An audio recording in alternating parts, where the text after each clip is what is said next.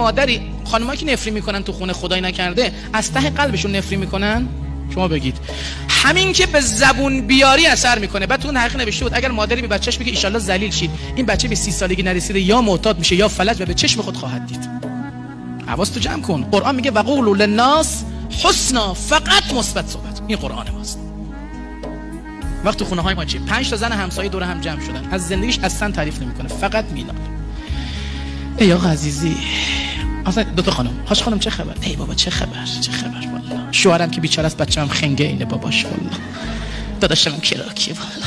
فقط مینالیم. یک نفر نمیگه الحمدلله خدای شکرت.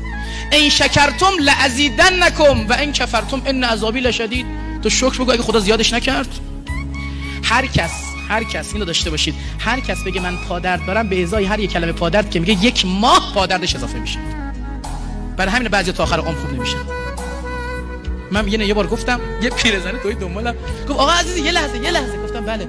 گفت حاج آقا عزیز ببخشید شما گفتی نگید پادرد دارم. گفتم خب نگو دیگه. گفت عوضش نذر میکنم. ببین قبوله؟ گفتم بگو. گفت نذر میکنم ان شاءالله اگه پاهام خوب شه شوهرم پیاده بفرستم کربلا. نذرمونم با مزه ساخه. شوهرم گفت خدای خوب نشه.